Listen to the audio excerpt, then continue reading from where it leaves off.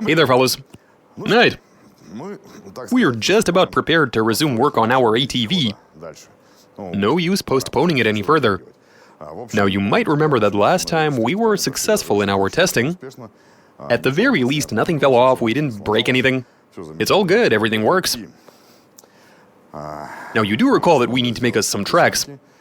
We need to fit the front with a ski, so that we can go for a drive over some snow. Another thing we need to do is...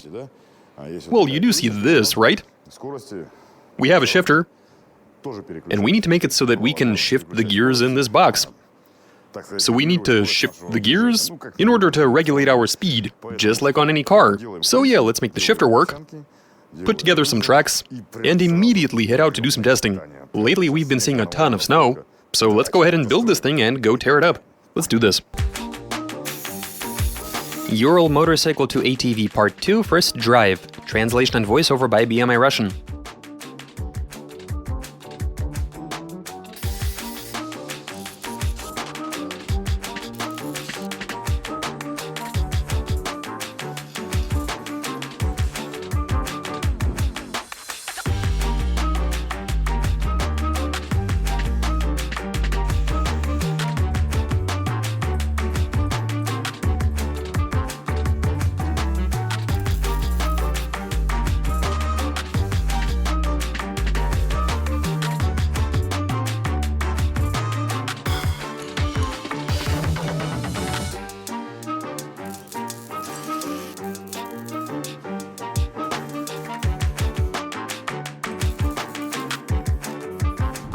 Alright, we have made us some tracks. It was all pretty straightforward. On the outside we've mounted a bunch of crossbeams. Plus there's this little tidbit.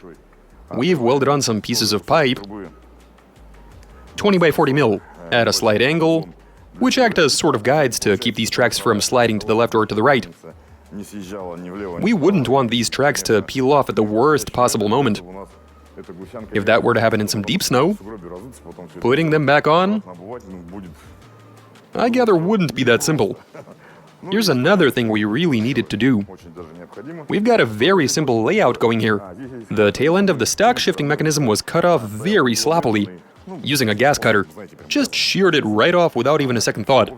We've used some pipe as an extension, which we firmly welded on, so there's a ball joint down here, one side of which we welded in place, in order for this shifter extension pipe to stay put. Then we took a steering tie rod, which basically serves as a stick. We've got everything secured nice and tight. Here we've got some bolts and plates tying everything together, and a compact ball joint allowing for us to move everything back and forth. The angles do change, and we need this entire shifting mechanism to be rigid in its lateral movement. We made it so that there is no play in this direction. The whole thing works very well. The gears go in, all of them in fact. And that's a good thing. Time to do some testing. Alright, let's do this. Oh man, These are the wrong roads for this thing.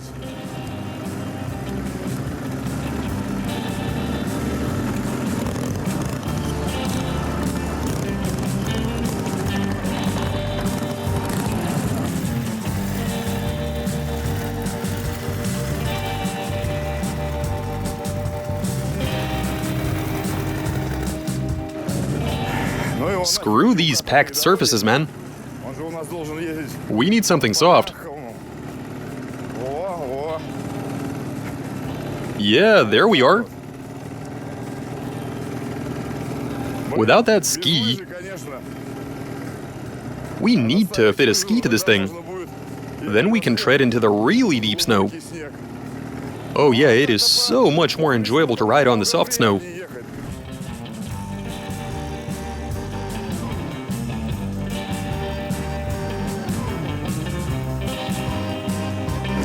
What's happening?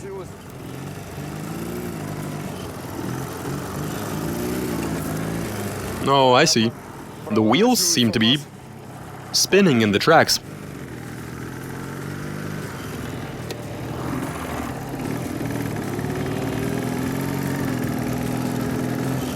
Alright, let's try this out. All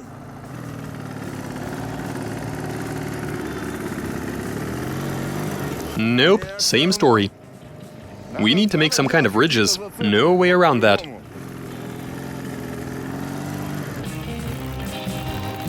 Alright, so look here. Everything is looking good. This machine drives, but it falls short as soon as the tracks get stuck. We see an increase in load over here. And since we are running a set of summer tires, they just slip right past the metal. They can't hold on. The wheels are helplessly spinning inside these tracks, instead of putting the torque to the ground. And that sucks. What we need to do is fit some ridges to these tires.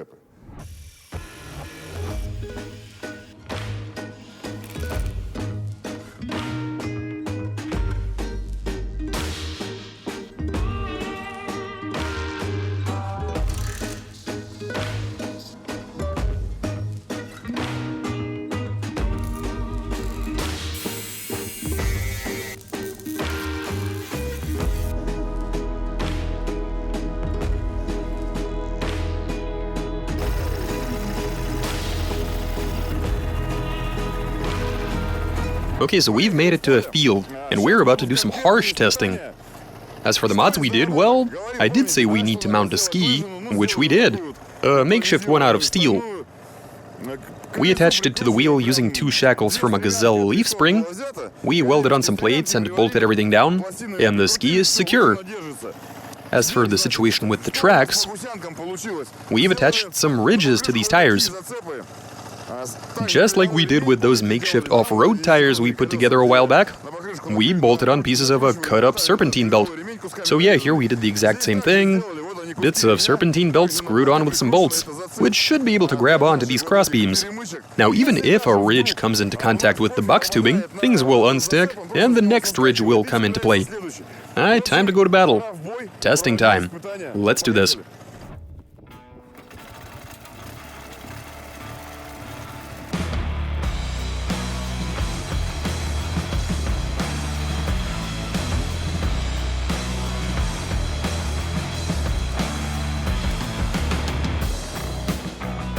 So when you're on the move, it's easy. But when you're stationary, it is difficult to steer this thing.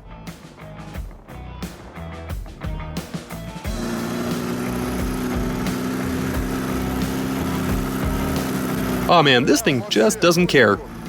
Over the fresh snow.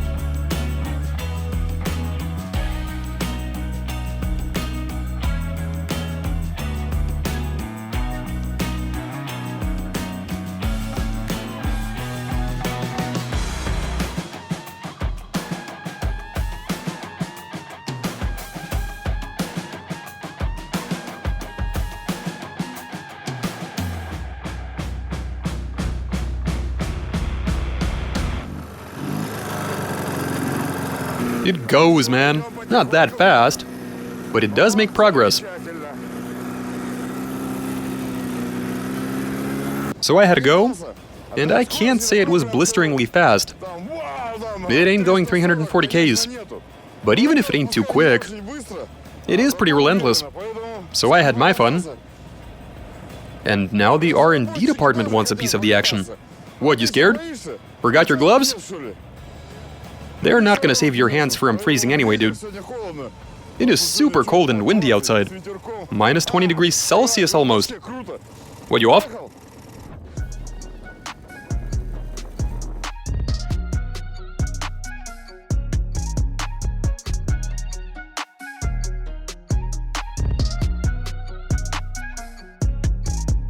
Okay, so we had our fun, it's all good. Our snowmobile goes, well, it did up until a point. We weren't able to go that fast, but I mean, whatever. The thing was pretty persistent. Right, so the Ural motorcycle engine is connected to a factory gearbox, which no longer goes into reverse, unfortunately. This didn't come as something unexpected, of course. I was actually having a chat with my buddy yesterday. He told us that it'll definitely want to see itself out, which is exactly what happened. But then we threw this gearbox into reverse, and let me remind you that it's from a Moskvich. It's meant to be mated to a much more powerful motor, so certainly the reverse gear shouldn't have broken. Wanna guess what happened?